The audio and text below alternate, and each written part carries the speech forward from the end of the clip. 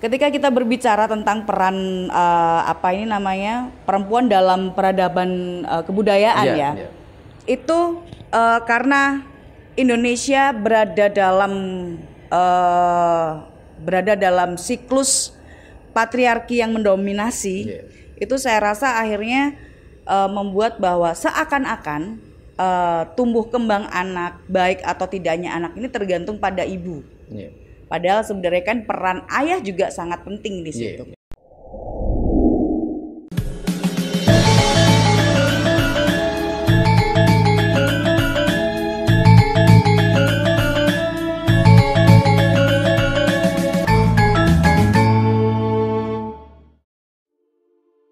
Rahayu.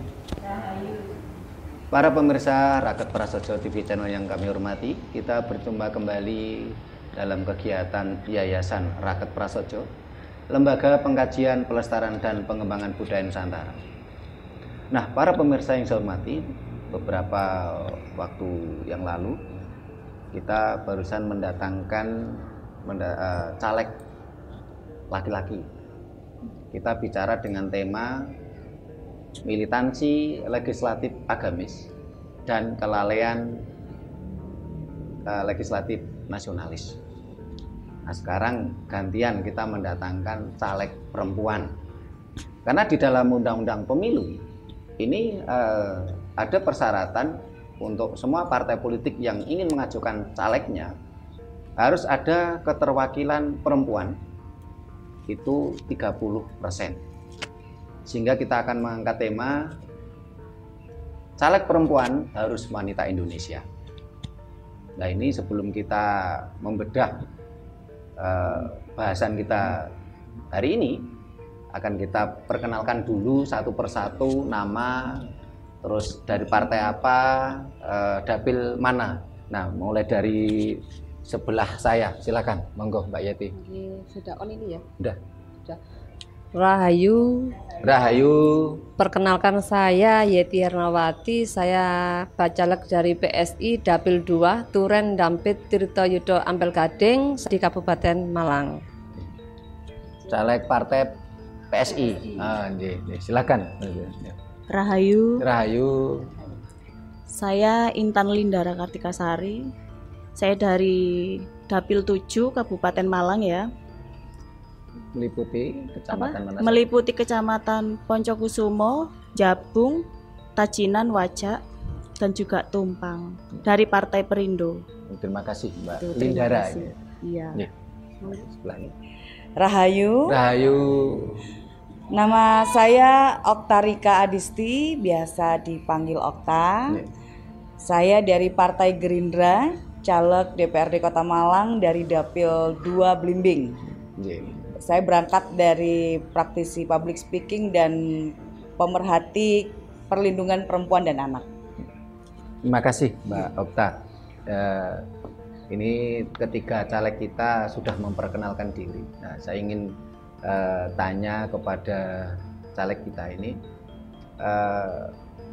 menurut jenengan bertiga ini bagaimana pengertian dan langkah ke depan dengan adanya keharusan keterwakilan perempuan 30% dalam legislatif kita. Nah, ini mulai dari Mbak Okta sekalian, mumpung mic-nya di situ. Masih di sini. Ini aja. Terima kasih.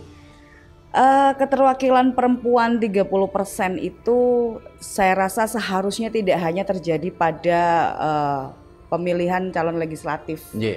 Karena ya seperti yang terjadi di Indonesia, banyak organisasi, banyak bisa dibilang komunitas, society, apapun itu yang membuat sekelompok orang berserikat gitu ya. Itu saya rasa butuh peranan perempuan. Jadi karena pada era yang sebelum-sebelumnya perempuan hanya sebagai pemanis, bahkan dalam keterlibatan dalam sebuah kepanitiaan biasanya perempuan hanya terlibat sebagai penerima tamu, seksi konsumsi, tapi tidak berperan dalam upaya pembuatan keputusan. Dan ini sebenarnya sebaiknya sudah mulai mendasar secara fundamental dalam kegiatan-kegiatan bermasyarakat. Itu keterlibatan perempuan itu juga harus digaungkan dan itu pun juga harus disertai dengan senyampang dengan peningkatan kualitas perempuan juga. Saya rasa di situ, Pak. Mbak Okta, bahasan kita hari ini adalah caleg perempuan harus wanita Indonesia. Nah, tentunya ada sebuah perbedaan grade antara perempuan dan wanita. Nah, bagaimana menurut Mbak Okta? Perbedaan grade antara perempuan dan wanita saya rasa ada di tingkatan kedewasaan saja. Kalau saya ya, secara pribadi. Karena peluang untuk perempuan Indonesia berkualitas itu saat ini jauh lebih mudah. Dengan tanpa terbatasnya informasi, kemudian akses publik, kemudian juga kesempatan-kesempatan untuk perempuan berkarya, berdaya itu semakin banyak. Jadi saya rasa mungkin buat saya lebih suka menyebutnya dengan kata perempuan, karena itu lebih general, lebih dari usia dari anak-anak sampai dewasa itu saya sebutnya perempuan karena mengandung kata dasar empu. Yang empu ini bisa dibilang ya yang membuat, karena perempuan kemajuan perempuan adalah kemajuan peradaban. Terima kasih Mbak Okta. Nah, geser ke Mbak Lindara dengan pertanyaan yang sama. Bagaimana menurut Mbak Lindara? Bisa diulang pertanyaannya? Dengan undang-undang pemilu keharusan keterwakilan perempuan 30%. Itu menurut Mbak Lindara itu bagaimana? Yaitu, saya juga bertanya seperti itu sebenarnya.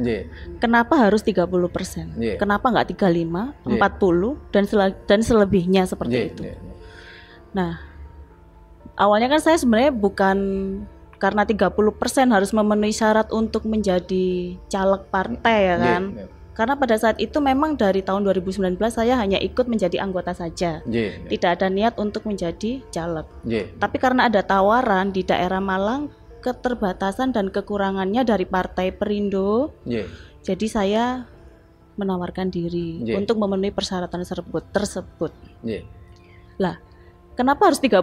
Ya itu pertanyaan saya juga. Jenengan bertanya sama saya juga bingung kenapa harus 30 sih? Sedangkan banyak orang-orang perempuan yang lebih berkualitas menurut saya ya daripada laki-laki atau yang apa sih namanya kira-kira yang mampu lah untuk menyalonkan diri. Kalau menurut saya seperti itu, tidak harus tua, tidak harus muda, yang penting mampu. Ya kalau bicara mampu tentunya saya pikir undang-undangnya harus diganti. Dalam artian apa? Bukan keterwakilan perempuan 30%, tetapi keterwakilan wanita taruhlah 40% gitu. Karena ketika bicara perempuan dan wanita kan jauh beda. Perempuan itu dari kata empu. Betul. Empu berarti seseorang yang perempuan itu harus dia punya empu, punya anak. Sementara kalau wanita itu dalam filosofi Jawa itu kan pemirsa bisa simak di berbagai video kita. Dalam filosofi Jawa itu mulai dari wadon, estri, perempuan, wanita. Wadon karena dia punya pawadonan. Estri karena dia mengeluarkan 3 hal dari tubuhnya. Perempuan dari kata empu, dia melahirkan. Jadi kalau estri belum melahirkan ya belum bisa dibilang perempuan. Setelah itu wanita. Dalam filosofi Jawa dikatakan wanita itu wani ditoto lan wani noto. Itu kedewasaan. Dan itu kalau si perempuan sudah jadi wanita, saya kira walaupun lebih dari 30% tidak apa-apa. Tapi kalau cuman perempuan, ya 30% udah kebanyakan kalau menurut saya. Tapi kalau wanita, walaupun 40-50 pun tidak ada masalah, karena dia punya kemampuan ditata dan menata. Sementara masa depan bangsa ini 50 tahun ke depan itu ada pada tangan-tangan wanita, bukan sekedar perempuan. Ini menurut Mbak Lindara gimana nih? Nah. Kalau menurut saya ya kalau menurut saya sebenarnya jenengan tadi bilang perempuan dan wanita, ya tadi kan seperti yang kita bahas ya. Di dalam pikiran saya itu perempuan memang empu ya, sudah maksimal untuk kedewasaannya, ibaratnya seperti itu. Apakah yang mencalek ini harus perempuan? Maksudnya misal Mbak, di yang saya tahu pada tahun 2019 dulu kan, anak muda yang belum menikah itu banyak loh yang mencapai. Ya, memang ketika bicara dengan kosakata KBBI, ya, Kamus Besar Bahasa Indonesia, itu tidak selengkap sastra Jawa. Kalau sastra Indonesia kan cuma ada kosakata perempuan wanita. Tidak mengenal wanita, tidak mengenal wadon, tidak mengenal estri, dan tidak langsung perempuan wanita. Itu kelemahan. Memang sastra Indonesia tidak selengkap sastra Jawa memang. Sehingga ketika kita bicara ini adalah ranah budaya, tentunya pemahaman ini memang harus ditingkatkan. Sedangkan saat ini masih banyak yang belum memahami. Nah itu. Makanya saya harus banyak berguru ini untuk perempuan, wanita, estri itu. Nah itu. Terima kasih Mbak Lindara. Geser ke Mbak Yeti. Saya hanya mungkin menambahi aja. Waktu kemarin kita pengisian silon ke KPU, apapun itu bagi yang belum menikah itu akan tertanda merah. Kita tidak bisa masuk ke silon. Itu yang bikin saya pusing mulai kemarin itu. Jadi apapun itu para bacalek yang belum menikah tetap kita klik menikah. Walaupun di KK itu belum menikah, masih lajang. Masih lajang. Gitu. Terus untuk keterwakilan perempuan apalagi masuk ke bacalek, memang itu sesuai dengan semua partai yang ada, harus melalui struktural dulu. Anggota minim itu anggota ya, pastinya pasti kalau nggak ketua, sekretaris sama bendara. Itu pasti seperti itu. Nggak boleh diganggu gugat. Apapun itu semuanya masuknya di situ. Terus keterlanjutan untuk perwakilan para perempuan, karena perempuan Indonesia ini masih merasa diskriminasi. Dalam arti mungkin perempuan kayak saya, istilahnya kan wong wedok itu hanya sebagai konco wingking, penggawean wong wedok mak mana, masak dan lain sebagainya. Karena sekarang sudah ada kesetaraan gender kayak seperti ini lah, perempuan banyak yang sudah pemikirannya sudah bagus. Aku nggak mau seperti ini, aku harus ganti seperti ini. Apalagi sekarang adanya pemilu yang 30% perwakilan dari wanita. Ini sungguh luar biasa untuk Kabupaten Malang, banyak sekali ya perempuan yang masuk untuk di bacalek tahun ini. Semoga perempuan Indonesia bisa maju ke depannya untuk lebih baik di pemilu tahun 2024 nanti khususnya. Terima kasih Mbak Yeti, mic-nya tetap di situ. Nah, ketika tadi yang disampaikan oleh Mbak Okta, Mbak Lindara dan Mbak Yeti ya, tentang bagaimana keterwakilan perempuan, kesetaraan gender. Kalau kita flashback ke belakang tentang sejarah ya, bangsa ini selalu mengagungkan perempuan, mengagungkan ibu, mengagungkan wanita. Ini sejarah kita.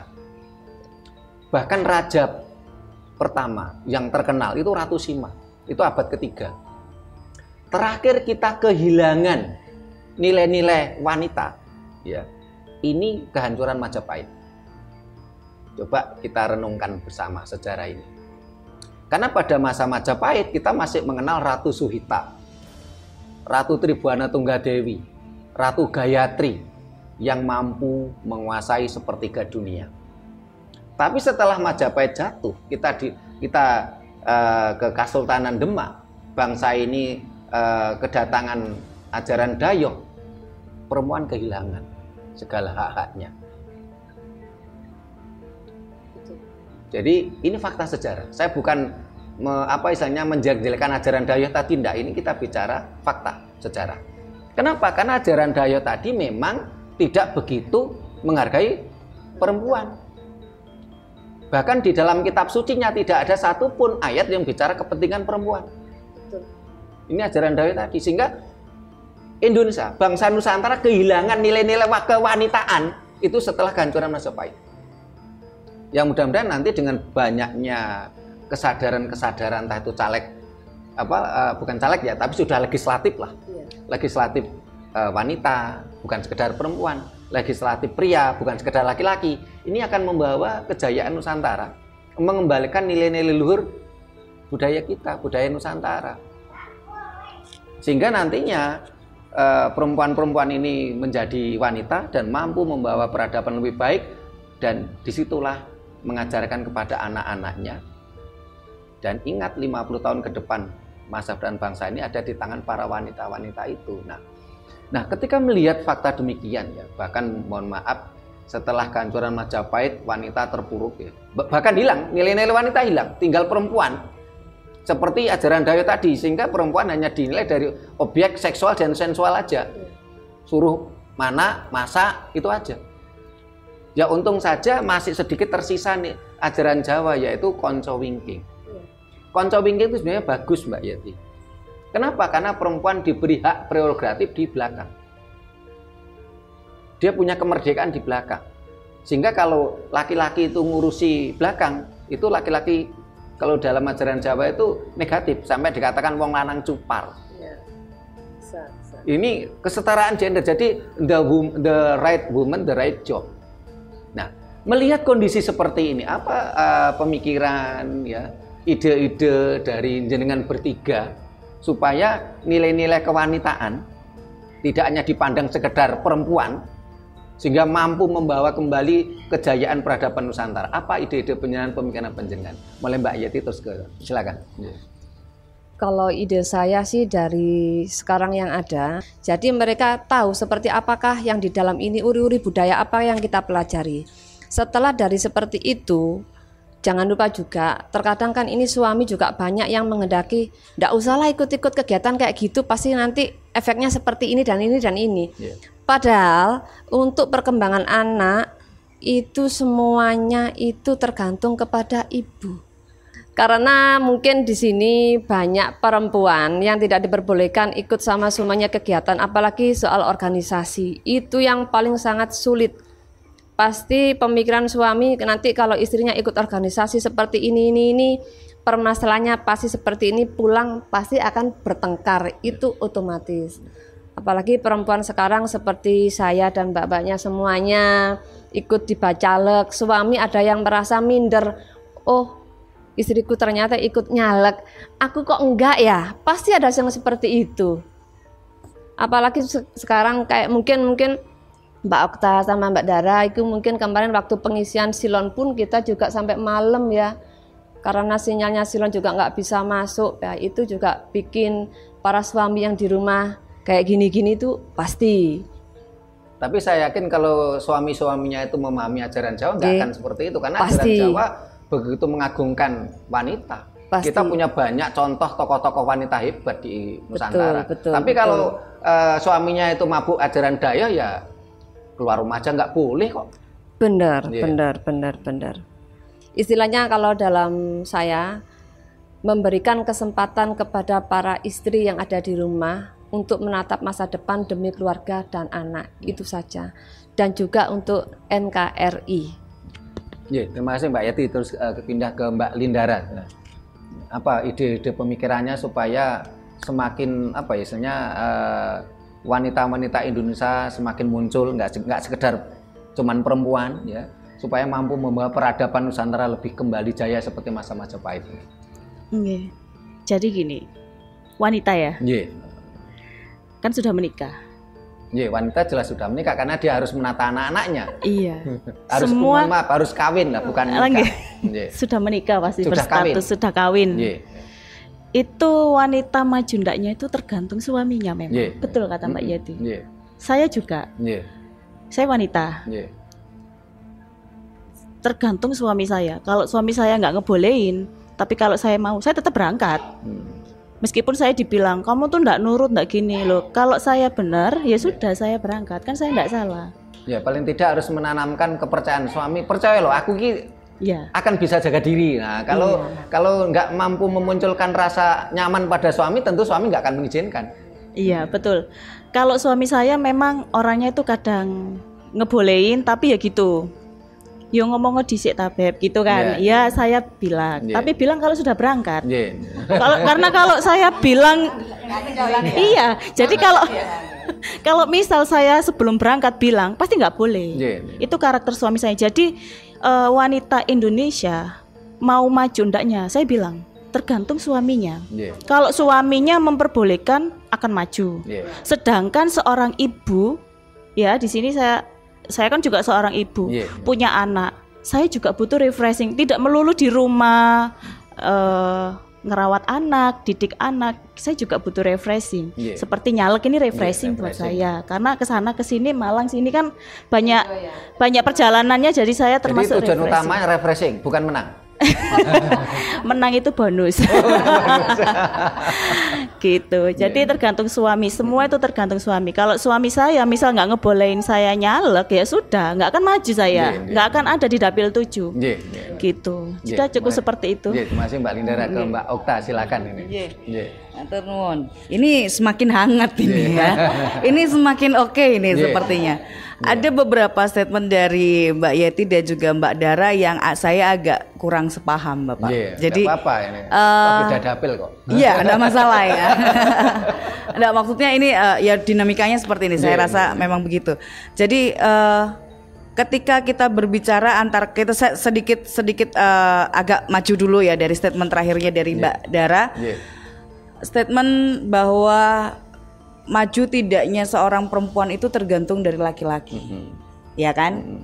Kalau saya rasa, menurut saya pribadi adalah maju tidaknya perempuan itu menurut diri sendiri. Menurut diri sendiri. Suami atau laki-laki itu adalah partner.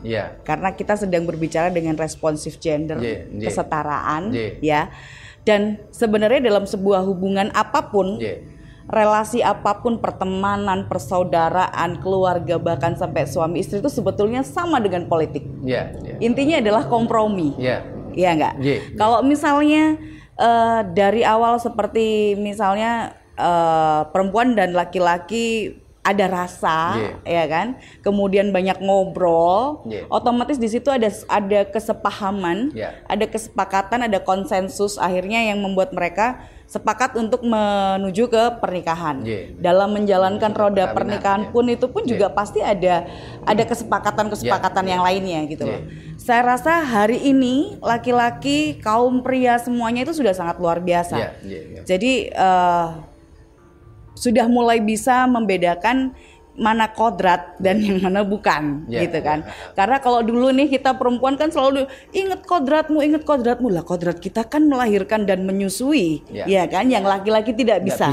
Benar. Iya, tapi secara peran sosial, secara peran dan fungsi dalam kehidupan bermasyarakat kita punya hak dan kewajiban yang sama, gitu kan. Nah, ketika kita berbicara tentang peran perempuan dalam peradaban kebudayaan itu karena Indonesia berada dalam siklus patriarki yang mendominasi, itu saya rasa akhirnya membuat bahwa seakan-akan tumbuh kembang anak, baik atau tidaknya anak ini tergantung pada ibu. Padahal sebenarnya kan peran ayah juga sangat penting di situ. Nah, ini balik lagi ke kesepahaman dan kompromi itu tadi. Karena jujur ketika saya seperti ini dalam posisi proses pencalekan ini harus banyak keluar rumah, terus kemudian banyak berhubungan dengan lawan jenis, otomatis bahkan orang yang baru dikenal sekalipun tengah malam terima telepon gitu kan. Itu sebenarnya kalau jujur suami saya nggak heran, karena saya memang dasarnya dulu pekerjaannya pun juga hampir 24 jam ketika ada korban KDRT telepon, Mbak aku diantemi bojoku, oke di mana Mbak, saya meluncur. Jadi hal-hal seperti itu sudah kita bicarakan di awal. Bagaimana cara kami berkompromi, cara kami saling mengingatkan untuk sebuah tanggung jawab, dan ini akhirnya berdampak pada peradaban kebudayaan. Seperti kebetulan saya lahir dari keluarga yang campur-campur, Pak. Saya ada Padangnya, Jawanya ada, Arabnya ada, Jepang ada. Jadi berbagai budaya itu masuk. Tapi karena kami hidup di Pulau Jawa, akhirnya terdominasi kebudayaan Jawa. Ngaten ya. Nah, paling tidak kesepahaman antara ayah dan ibu inilah untuk membuat sebuah pola pendidikan dan pola pengasuhan kepada anak-anak untuk kebudayaan itu tadi. Jadi misal saya teman-teman seumuran saya ini banyak Pak, kalau misalnya ketemu sama anaknya pulang sekolah itu nggak cium tangan. Kok nggak cium tangan sih? Iya, kita nggak biasa kayak gitu. Oke, itu satu. Tapi kan tidak bisa kita mengintervensi, itu sesuatu yang salah. Kalau misalnya mereka bersepakat bahwa itu adalah pola kehidupan mereka, ya kita tidak bisa memaksakan. Tapi alangkah baiknya kalau norma dan sopan santun itu, budi pekerti luhur itu secara mendasar itu berangkat dari perempuan, berangkat dari rumah, yang notabene bisa dibilang meskipun kita di luar rumah 70% kita masih pegang rumah ya. Ya, itu kan tadi konco wingking tadi. Dia punya hak prerogatif penuh di belakang memang. Betul. Jadi memang pola-pola pengasuhan itu yang berhubungan dengan kebudayaan itu juga penting. Salah satu triknya begini Bapak. Saya punya anak yang ABG. Usia 13 tahun, SMP kelas 2. Ngotot minta, aku pengen ikut dance K-pop. Saya tidak mungkin membatasi langkah mereka, anak saya, membatasi ruang geraknya, karena bagaimanapun itu sedang tren. Saya mengizinkan, dengan catatan belajar tari tradisional dulu. Beskalan putri harus bisa dulu. Tapi boleh ya, habis beskalan putri hari lusanya aku ikut latihan K-pop. Dance K-pop. Boleh, saya harus konsekuen dong. Karena ini adalah salah satu tujuan saya untuk bagaimana budaya ini tetap terus ada. Anak-anak sekarang Gen Z bahkan Gen A ini tetap mengenal, tapi mereka tidak menolak budaya yang masuk. Jadi bisa saling asimilasi gitu ya. Mbak Okta. Bapak. Luar biasa. Jadi saya kira dari 3 caleg kita ini, yaitu kalau menurut saya dalam satu sisi dia harus berani ditata suaminya, tapi juga harus berani menata anak-anaknya. Dan saya sebagai laki-laki, sebagai suami, saya yakin kalau suami jenengan itu tidak mampu ajaran dayoh pasti mengizinkan. Dengan syarat itu tadi, sejak awal jenengan itu selaku istri mampu menunjukkan saya layak dipercaya. Saya tidak akan neko-neko. Tanggung jawabnya beres. Tanggung jawabnya beres. Tapi kalau sejak awal itu sudah punya perilaku yang mohon maaf misalnya salah, tidak layak dipercaya, tentunya jangan salahkan suami itu akan curiga kan begitu. Betul. Dan ketika bicara tadi caleg perempuan harus wanita Indonesia. Tentunya di situ orang Indonesia tidak ada harganya, tidak ada nilainya tanpa budaya. Indonesia. Nah ini saya ingin ke Mas Arif ini supaya nanti bertanya ini, karena kebetulan karena ini siang hari banyak anggota kita yang nggak bisa hadir karena bekerja dan juga karena hujan, hujan deras sehingga yang hadir cuma sedikit ini. Kalau yang kemarin yang hadir cukup banyak, kemarin waktu kita ngundang caleg laki-laki itu banyak yang hadir ini. Nah ini kebetulan Mas Arif ini juga dapilnya Mbak Okta ini blimbing ini. Dan kalau bicara Gerindra, Moreno itu sebelum jadi anggota DPR RI datang ke Sanggar sini. Mudah-mudahan kalau dia lihat nanti channel kita, dia akan ingat ya. Silakan Mas Arif mau tanya ketiga-tiganya ini. Enggak. Silakan. Sebetulnya tadi saya setuju banget sama statementnya Mbak Dara ini. Mbak Okta. Mbak Okta ini ya. Tidak ada perbedaan antara hak laki-laki dan wanita, itu saya setuju banget. Kemudian tadi ada peraturan caleg wanita dan 30 perempuan seharusnya itu nggak boleh. Seharusnya nggak boleh. Sama itu. Gender itu justru menunjukkan perbedaan gender. Kalau ada disebutkan ada 30% wanita, itu harusnya enggak. Iya itu makanya.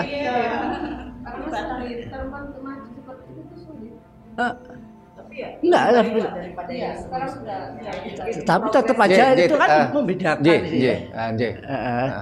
Terus kalau tanya ini Mbak ini baru atau sudah pernah? Baru semua. Berarti ada, saya motivasi aja lah, motivasi dulu. Motivasinya ikut anggota apa? Terima kasih Mas Arif. Kalau yang saya tangkap dari pembicaranya Mas Arif itu memiliki ide. Seharusnya undang-undang keterwakilan 30% perempuan itu malah dihapus. Sehingga nanti lihat saja situasi dan kondisi.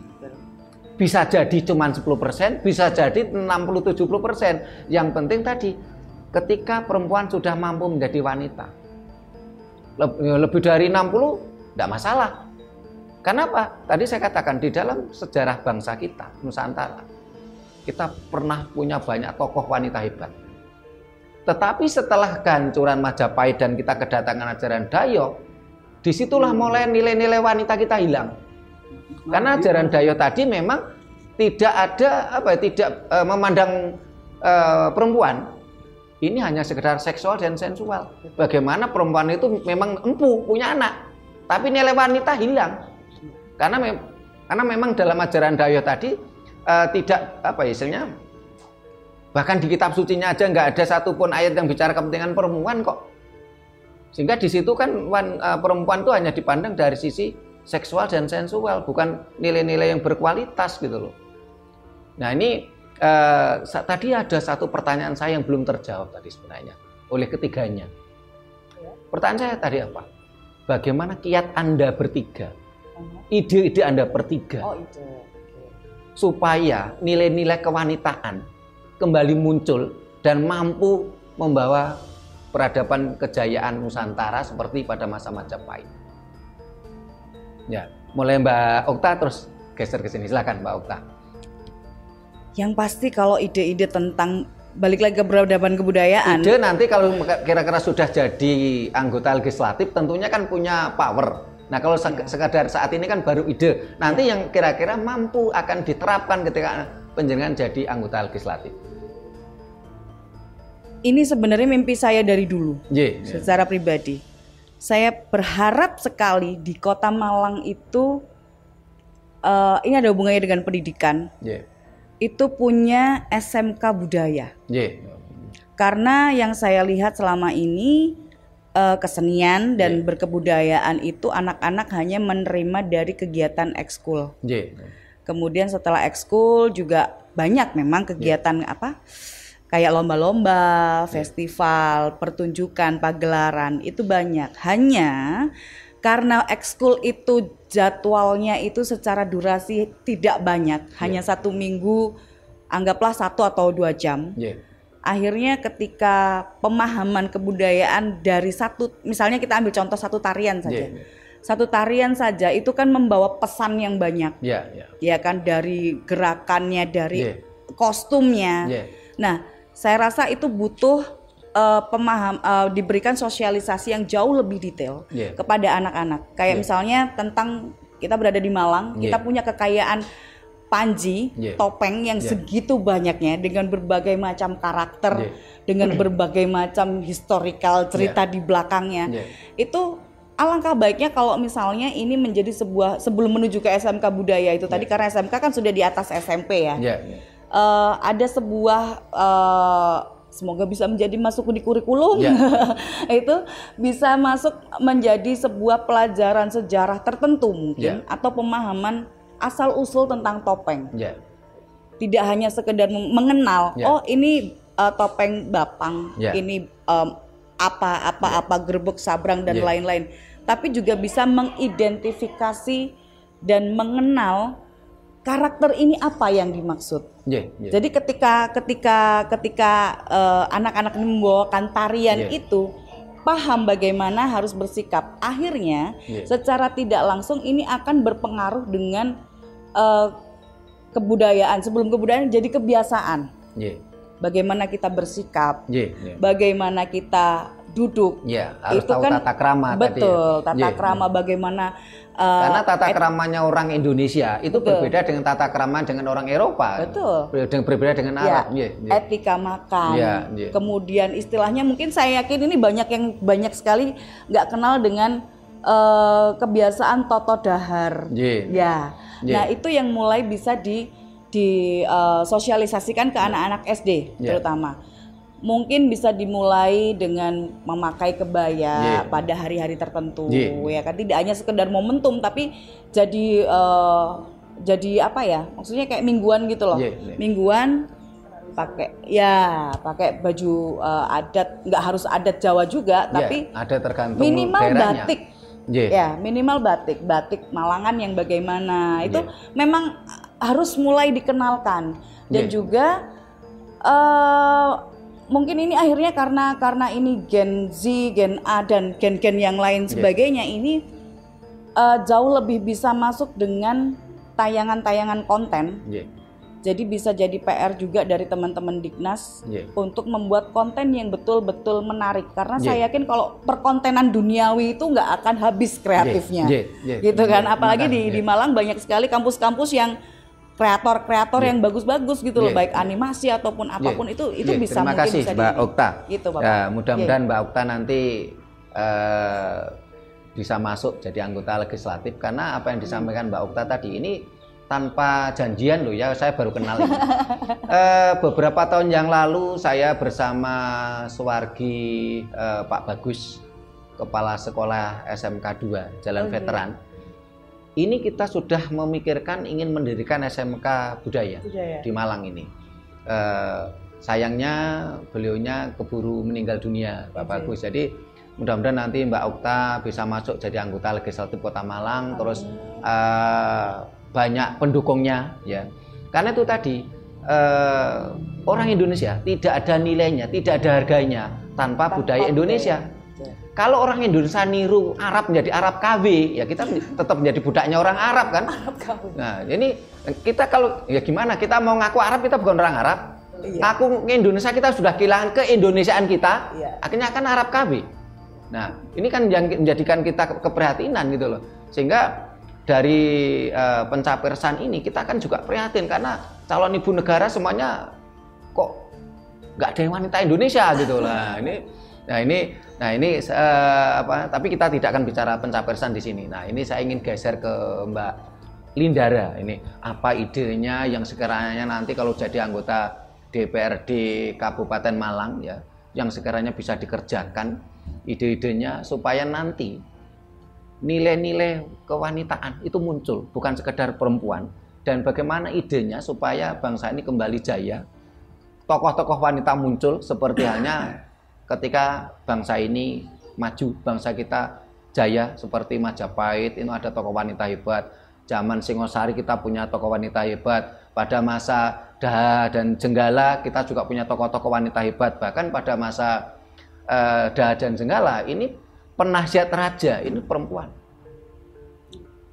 Jadi perempuan, wanita ini memiliki nilai yang luar biasa di budaya kita. Nggak jauh beda ketika Majapahit jatuh, kita kena dogmatis agama Dayoh, kita kehilangan nilai-nilai kewanitaan tadi. Apa idenya Mbak Lindara? Baik, terima kasih Pak. Nilai kewanitaan supaya negara Indonesia ini kembali jaya. Kembali jaya, wanita ya. Bukan perempuan, wanita harus bagaimana ini? Indonesia ini.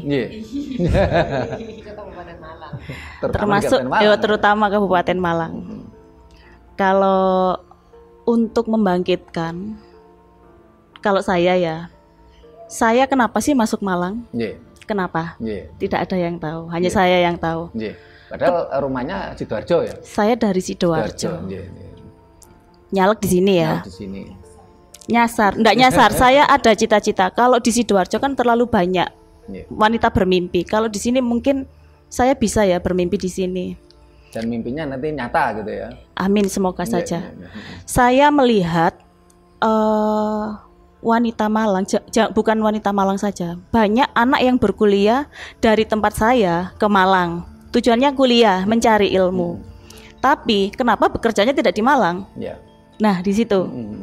Kenapa kerjanya di tempat saya? Kenapa nggak kuliahnya di tempat saya? Kerjanya di tempat saya. Yang itu yang saya pertanyakan.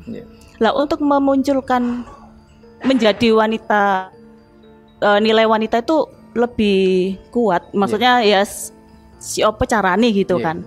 Saya itu ada cita-cita juga sebenarnya. Ngapunten nggih. Wong wedok iki lapo sih kok mesti nggih dalam tanda kutip kudu ngono ben iso urip gitu kan. Simpelnya mereka mengandalkan tubuhnya untuk mendapatkan uang. Kenapa tidak otaknya gitu kan? Mohon maaf, saya berbicara seperti itu. Grade-nya masih wadon itu, belum wanita itu. Iya, loh, meskipun mohon maaf, saya tahu sendiri yang sudah bersuami pun ada loh. Istrinya di itu itu, jadi untuk menafkahi dirinya wanitanya seperti itu dibiarkan. Saya di situ saya hancur. Nah, di sini saya itu bercita-cita. Saya di sini kan sebenarnya ada usaha di mana karyawan saya semua wanita. Tidak harus laki-laki. Lah, kalau di tempat saya bisa, kenapa di sini tidak bisa? Gitu loh. Saya ingin orang Malang itu jangan sampai bekerja di luar Malang. Karena kalau mereka sudah mengenal dunia di luar Malang, kebudayaan Malang itu hilang. Ngoten. Seperti apa untuk mewujudkannya? Ya kita kalau bisa saya itu membuat lapangan kerja di sini. Seperti apa lapangan kerja yang kamu ciptakan? Jangan awu-awu gitu kan. Tidak, saya memang sudah mempraktekkan di tempat saya. Kalau misal usaha saya pindah ke sini, kenapa tidak orang itu hanya pengrajin? Dari pengrajin mereka bisa membuat sesuatu yang dia karyakan. Ternyata karyanya Mbak ini seperti ini, bagus kan? Kita jual sampai ke luar negeri bisa. Tadi Mbak Lindara mengatakan ingin supaya nilai-nilai ciri khas Malang itu tidak hilang. Nah, yang saya ingin tanya, apa sepengetahuan Mbak Lindara tentang nilai-nilai kekhususan, kekhasan Malang itu seperti apa? Waduh, saya di sini boleh bertanya. Sepengetahuan Mbak Lindara itu tadi kan ingin mengangkat wanita-wanita Malang dengan segala keciri khasan Malang. Tadi kan seperti itu Mbak Lindara sampaikan. Nah, saya coba tanya, apa Mbak Lindara ketahui tentang keciri khasan Malang? Apalagi dari sisi wanita. Dari sisi wanita, Malang itu terkenal menurut saya anaknya tuh cantik-cantik loh. Iya memang sepengetahuan, karena daerahnya dingin. Menurut saya anak Malang kalau ke Sidoarjo atau ke Surabaya itu beda, ada perbedaannya. Dari kulitnya. Kulitnya itu ya kalau menurut saya memang kulitnya bagus karena di sini udaranya tidak terlalu terkena panas. Nah, itu pertama dari fisik ya. Dari yang kedua, bahasanya itu juga beda. Surabaya memper sama Jakarta. Lo gue itu kan gitu kan. Tapi kalau sudah anak Malang di sana masih bahasanya itu masih santunnya masih ada. Jangan sampai itu terkontaminasi oleh hilang gitu ya. Iya, takutnya hilang. Kalau saya main ke sini aja, waduh sopane rek gitu kan. Nah, di situ ojo sampai anak seperti ini yang dari kecil ditata ibunya menjadi baik. Kuliah di sini, kerja di sana, katut koncon. Karena pergaulan itu sangat mempengaruhi daripada ibunya yang dari usia 0 sampai 17 tahun, 21 mendidik dia kalah dengan 1 hari. Saya mirisnya di situ. Kenapa sampai saya pengen ada usaha di sini? Pokoknya ya apa cara nih usaha di sini itu jangan sampai membuat tidak hanya untuk wanita nggih. Semua kalau bisa jangan keluar dari Malang. Malang ki adem, api gitu kan. Jangan sampai terkontaminasi seperti Jakarta. Terima kasih Mbak Lindara. Nah, ada sebuah value tersendiri ya kalau menurut saya. Tadi Mbak Lindara kan boleh nggak saya tanya di sini? Ini bukan sesuatu yang negatif kalau menurut saya. Kenapa? Kalau nanti benar-benar jadi anggota legislatif, karena kebanyakan selama ini kalau sudah jadi anggota legislatif itu kebanyakan banyak ngomong, tapi jarang mau bertanya apa sih maunya rakyat. Ini yang terjadi ini legislatif yang sudah jadi itu rata-rata banyak omong, pinter ceramah, ning jarkoni gitu loh. Pinter ujar gak iso nglakoni. Nah, memang seharusnya sekali waktu ya legislatif ya bertanya. Boleh nggak saya bertanya? Bertanyalah apa yang kemauan rakyat. Nah, kalau kita bicara tentang ciri khas Malang, Mbak. Malang tuh perempuannya bukan soal cantik. Kalau cantik itu kembali ke gender kan. Tetapi Malang punya ciri khas yang kuat. Satu, bagaimana kisah Prabu Retno. Kekuatan pahlawan wanita yang membela negaranya. Sampai Mataram aja kocar-kacir. Ini baru saja ini, karena saya katakan baru saja itu udah abad ke-17. Ya, baru. Kita jauh ke belakang lagi siapa? Kita punya tokoh Gayatri yang melahirkan raja-raja Majapahit yang hebat. Gayatri melahirkan Tribhuwana Tunggadewi, raja perempuan hebat, menguasai sepertiga dunia. Ketika Majapahit hampir jatuh, hampir runtuh karena Jaya Negara dibunuh oleh Rakuti, yang menyelamatkan itu Gayatri. Itu kelahiran Singhasari, Gayatri itu. Ketika pada masa Raden Wijaya, kerajaan Majapahit, terus pindah ke Jaya Negara, Gayatri itu menjadi raja di Daha. Tapi kelahiran Singhasari. Gayatri melahirkan Tribhuwana Tunggadewi. Raja hebat, dia raja perempuan hebat, mampu menguasai sepertiga dunia Majapahit. Tribunatunggal melahirkan Hayam Wuruk, raja hebat lagi. Tarik ke atas lagi siapa? Ken Dedes, ibu dari segala raja di Indonesia. Itu ciri khas Malang. Ini kan banyak yang nggak tahu malahan. Nah ini seharusnya kan caleg-caleg perempuan tuh pelajari itu tentang Ken Dedes, Gayatri, Tribunatunggal. Nah ini ke Mbak Yeti ini, silakan Mbak Yeti ini, apa ide-idenya ini?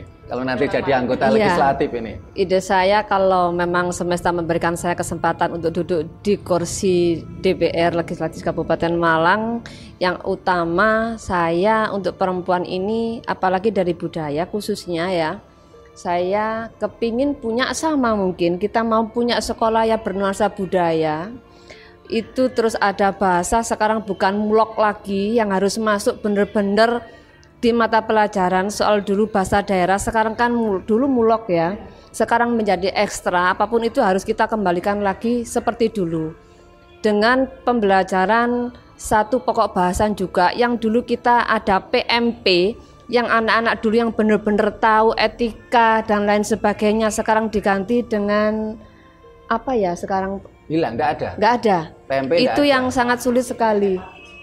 Lah itu yang harus kita kembalikan. Terus itu juga kalau memang dari sekolah yang bernuansa budaya ini bisa dieksekusi para anggota dewan, bu guru semuanya harus perempuan. Karena perempuan mungkin dari cara pengajarannya pun banyak fleksibelnya seperti itu ya, kemungkinan. Kalau orang laki-laki mungkin kan hanya ini itu aja, tapi kalau orang perempuan mungkin pemikirannya masih double gardan, bisa yang itu, bisa yang ini, lembut, lemah gemulai, mungkin seperti itu aja kalau saya. Ya, terima kasih Mbak Yeti ya. Memang kita sebagai laki-laki Mas Arif harus ngakui, wanita ini bisa menjadi bapak, mencari nafkah, ya. Tetapi pria itu nggak bisa jadi ibu karena nggak bisa melahirkan. Nah, tapi tentunya kalau kita bicara tentang bagaimana kedudukan wanita di budaya Jawa, itu jauh lebih terhormat di situ, karena sehingga dalam sejarah terbukti kita punya banyak raja-raja wanita ya, tetapi itu tadi wanita, bukan sekedar perempuan ya.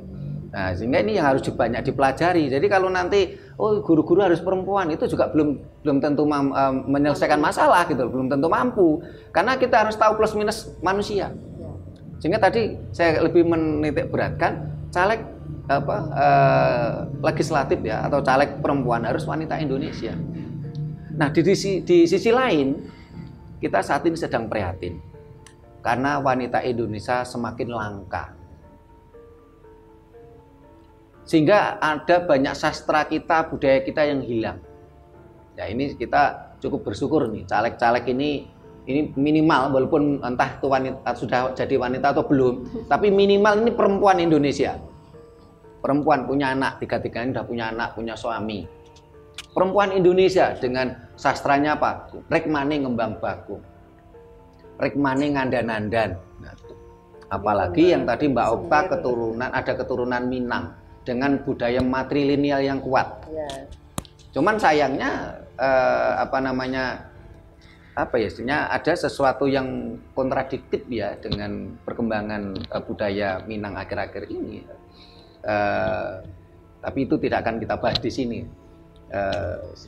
Sehingga paling tidak itu dengan kekuatan-kekuatan nilai-nilai kewanitaan, ini tentu akan membawa bangsa ini beradab. Sehingga nilai-nilai wanita itu yang harus kita junjung tinggi, dan kita hilangkan nilai-nilai kontradiktif yang akibat dari ajaran-ajaran Dayo yang merendahkan wanita. Karena nilai-nilai wanita hilang, akhirnya tinggal menjadi perempuan. Cuman dipandang ini dari sisi seksual dan sensual, yang penting punya anak. Ini kan sesuatu yang kita prihatin ini. Mudah-mudahan kejayaan Majapahit ini bisa kembali ya, bisa kembali terulang, bangsa kita menjadi jaya. Walaupun beliaunya ini nanti calegnya tingkat 2 ini, dan ini juga channel kita didengar oleh banyak orang, tentunya mudah-mudahan istilahnya bisa memberikan pencerahan pada yang lainnya. Ini terakhir ini sebelum kita tutup, saya ingin tanya tanggapan penjenengan bertiga dengan fenomena akhir-akhir ini, yaitu wanita Indonesia semakin langka di Indonesia. Bahkan kemarin ketika saya setelah ada pekerjaan di Jogja sama kameramen itu, kita pergi ke Borobudur. Borobudur itu kan peninggalan budaya leluhur kita. Tapi ketika kami ke Borobudur tidak menemukan loh wanita Indonesia. Ini kan kita prihatin. Kita ketemunya wanita Arab tok. Nah, ini bagaimana tanggapan jenengan bertiga ini? Silakan, dengan Mbak Yeti dulu. Tanggapan kalau menurut saya sih, kalau kita mau kembali ke Nusantara, membuat kita menjadi diri kita sendiri, jati diri kita sesuai dengan leluhur, dengan adat yang ada. Kita tidak harus ikut-ikutan ke barat-baratan dari semuanya, baik perkataan, perilaku, berpakaian, dan lain sebagainya. Tapi apapun itu, karena sekarang dunia semakin hebat seperti ada di medsos seperti ini, kita juga tidak bisa mungkiri ya. Yang ngancam kita malah bukan budaya barat loh. Sebenarnya. Makanya dari itu, kalau dari saya lebih baik untuk pemuda, apalagi anak-anak kita, utama itu dari ibu yang bisa mendidik anak mulai dari kecil sampai besar. Kita memberikan pembelajaran kepada mereka soal budaya, adat istiadat yang kita punyai dari kita masing-masing. Seperti itu aja. Terima kasih Mbak Yeti. Nah, ini Mbak Lindara ini. Silakan. Kenapa di Borobudur tidak menemukan wanita Indonesia? Nah, sampai sing didelok wong lanang apa? Tukang parkir cowok. Pengunjungnya itu juga tidak ada wanita Indonesia. Karena absen mungkin ya. Iya, mereka absen barangkali. Mungkin dan mereka sudah jadi ini, sudah berubah ini berubah satria baja hitam. Terus maksudnya sekarang kita masih mahal? Enggak, murah. Murah. Normal. Sudah enggak Covid ini. Ya. Jadi mungkin lebih tepatnya bukan tidak menemukan wanita Indonesia, menemukan orang Arab gitu. Bukan seperti itu. Mungkin adatnya sudah ke Arab-Araban. Jadi Arab Kabi tadi ya. Jadi wajah yo ke Arab. Jadi gini ya, kenapa sih tidak menemukan satupun? Padahal itu di Borobudur, tempatnya wanita. Notabene itu adalah peninggalan budaya leluhur Nusantara. Nah itu, orang saya aja yang asli Jawa Tengah jendek gitu. Karena apa? Karena kita sudah terkontaminasi budaya atau barangkali lain. Begini, pada waktu itu Ibu Gubernur Jawa Tengah saja ini tidak mampu menjadi wanita Jawa. Waduh, yang sebenarnya apa begitu ya? Saya tidak berani. Nanti kena ini undang-undang ITE. Jadi kalau menurut saya pribadi itu bukan hilang, bukan tidak menemukan, tapi izin. Ya. Gitu. Saya kenal Niken Salindri, tahu? Penyanyi yang sangat cantik, masih kecil, dia sudah pakai sanggul. Nah, dari situ kita sudah memulai, dia itu sudah mendongkrak para penyanyi sudah pakai ini loh. Itu di situ saya melihat, ya Allah, arek iki disanggul. Wah, yune koyok ngene, ya ampun. Dari kecil sudah sanggulan dan mukanya sudah sangat cantik daripada dia yang dirembyak gini loh. Saya lebih suka disanggul. Lah tapi kalau saya mengaplikasikan sanggulan ke wajah saya memang nggak cocok ya, apalagi gitu. Makanya saya lebih memilih seperti ini. Tapi kalau tanya wanita Indonesia identiknya seperti apa? Identiknya kan harus sanggulan, pakai tudung kepala meskipun tidak berjilbab. Kalau tudung kepala saya itu kadang pakai kalau di panasan gitu kan. Itu mungkin saya bisa dibilang wanita Indonesia. Tapi kalau tidak ya tidak, karena tergantung budaya tadi juga izinnya tadi loh. Banyak pembulian. Lapo kok nggak ngono gitu kan. Nah, mungkin dari situ kenapa tidak menemukan, karena banyak yang kanok bolole lah Pak itu. Kalau sekarang mungkin banyak penyanyi, saya sudah melihat, saya kan juga penyanyi itu. Sudah banyak disanggul, sudah gini loh. Berarti kan penyanyi sekarang wes gak identik karo sinden. gitu kan. Meskipun dangdut, pop juga boleh loh. Niki Salindri kan juga ngepop juga kan, rambutnya disinggah. Ya memang kalau kita bicara wanita Indonesia kan tidak harus mesti bersanggul. Sehingga tadi saya katakan dalam sastra Jawa itu kan rikmani ngembang bakum, berarti kan nggak disanggul. Rikmani ngandan-ngandan, berarti kan nggak disanggul. Ya minimal pakai tudung kepala tadi. Isinya pakai selendang Nusantara. Iya. Ya, bukan jilbab. Karena jilbab itu adalah budaya Arab. Di Arab itu ada 11 agama yang semua wanitanya itu pakai jilbab. Jilbab itu budaya Arab. Iya, budaya. Dan kita kan bukan orang Arab gitu loh. Kenapa harus kita sok Arab? Tapi tadi masukin budaya Arab. Iya. Ya, karena padahal kita mempersilakan. Padahal kata proklamator kita yang dilanjutkan katanya Gus Dur, kalau kamu jadi orang Islam jangan jadi orang Arab. Ini kan harus yang jadi kita panutan kita kan, Bung Karno dan Gus Dur itu. Lanjut Mbak Lindara. Saya. Apa sudah selesai idenya? Sudah selesai. Kalau sudah selesai pindah ke Mbak Okta.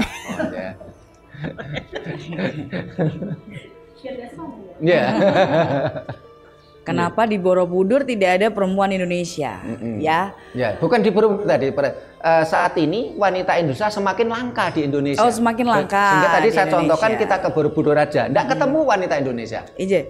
Jadi memang lagi-lagi ya tidak menyalahkan, ya kan? Tidak menyalahkan, tapi juga tidak membenarkan 100% bahwa peran teknologi informasi lagi-lagi.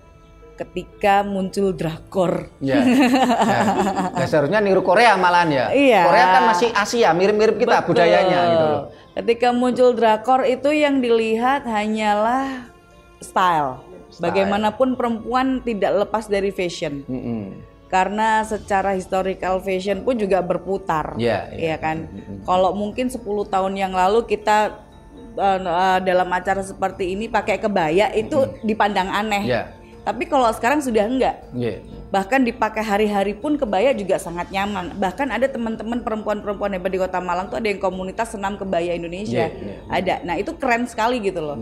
Nah, sebenarnya ini kembali lagi kenapa langka wanita Indonesia, karena itu tadi Pak, tidak diajarkan secara mendasar dalam keluarga. Karena peradaban budaya itu paling dasar adalah di keluarga. Ya kan, kayak sekarang acara misalnya menjelang 17 Agustus apa? Barian.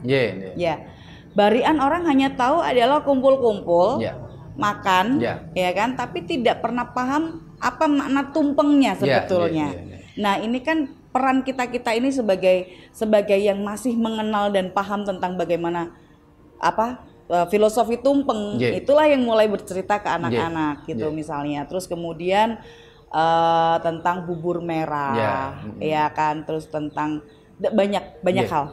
Kalau kita berbicara hanya budaya Jawa, saya rasa nggak adil, karena kayak di Kalimantan itu banyak sekali budaya-budaya yang, luar biasa. Nusantara nggak cuman Jawa. Betul.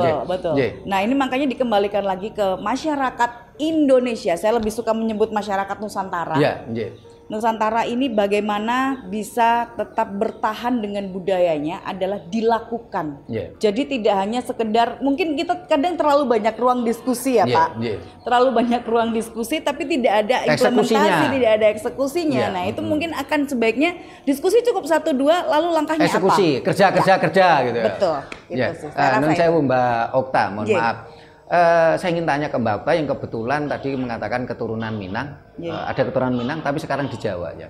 Tadi saya mengatakan bahwasanya saat ini dulu ya budaya Minang itu kan kuat dengan matriarkat, matrilineal ya. Wanita di sana sangat dominan, mendominasi ya. Tapi dengan berkembangnya peradaban, apalagi dengan datangnya ideologi-ideologi Dayoh, ya ini kan mempengaruhi ada tradisi Minang, sehingga saat ini pun kaum ninik mama juga tergeser. Dan itu juga kalau saya lihat nggak cuma Minang saja adanya kontradiktif seperti ini. Di Dayak juga ada penurunan, ada kontradiktif. Jawa malah apalagi gitu loh. Nah, yang ingin saya tanyakan bagaimana pemikiran atau tanggapan Mbak Okta yang tahu tentang budaya Minang juga tahu budaya Jawa tentang munculnya kontradiktif atau penurunan, degradasi, peranan perempuan, peranan wanita di dalam budaya Minang dan Jawa saja yang. Saya rasa kembali ke pemahaman tentang kesetaraan gender. Pemahaman responsif gender itu yang kalau kata orang keren bilangnya adalah feminis. Nah, pemahaman feminis kurang lebih sekitar 10 tahun lalu itu ada miskonsepsi sih saya rasa di Indonesia. Jadi pemahaman tentang feminisme itu adalah perempuan yang memberontak, pemberontakan kaum perempuan untuk lebih unggul dari laki-laki. Padahal sebenarnya kita kalau kembali secara harfiah dalam kehidupan berrelasi antara jenis kelamin perempuan dan laki-laki adalah setara. Nah, kesetaraan inilah yang akhirnya mengikis sebenarnya perjuangan para teman-teman feminisme sendiri. Terima kasih Mbak Okta. Nah, para pemirsa yang saya hormati, memang kita menjadi prihatin ya saat ini nilai-nilai kewanitaan bisa dikatakan hilang di budaya kita. Padahal dulu nilai-nilai kewanitaan di peradaban Nusantara kita luar biasa. Kita punya banyak tokoh wanita hebat. Tapi setelah kedatangan ajaran Dayoh ke sini, hilang nilai-nilai kewanitaan. Hanya dipandang perempuan dari sisi seksual dan sensual. Kenapa? Karena ajaran-ajaran Dayoh rata-rata berkarakter maskulin. Mereka memperspektifkan Tuhan itu Tuhannya laki-laki. Tidak pernah bicara kepentingan perempuan. Ajaran Dayoh rata-rata bersifat maskulin banget. Berarti apa? Kalau kita ingin keterwakilan perempuan dan nantinya menjadi wanita, tentu kita harus kembali ke ajaran leluhur kita, ajaran Nusantara. Nah, para pemirsa yang saya hormati, demikian tadi obrolan kita, ngobrol santai bersama caleg dari PSI, dari Perindo, dari Gerindra, ya, dengan tema caleg perempuan harus wanita Indonesia. Wanita, wani ditoto, wani menata. Karena wanita, ibu adalah sekolah pertama untuk anak-anaknya. Kita bicara 30 tahun ke depan, 50 tahun ke depan bangsa ini ada pada ibu-ibu, ada pada wanita yang bukan sekedar perempuan. Mudah-mudahan apa yang kita obrolkan ini bisa memberikan pencerahan pada kita semua, membawa kemajuan peradaban bangsa kita, mampu memunculkan kejayaan Nusantara, tokoh-tokoh wanita hebat. Itu yang kita inginkan, itu yang kita cita-citakan. Bila mana ada kata-kata kami yang kurang berkenan, tata krama kami yang kurang memadai, kami mohon maaf. Terima kasih, sampai jumpa di kegiatan kita lainnya. Rahayu. Rahayu.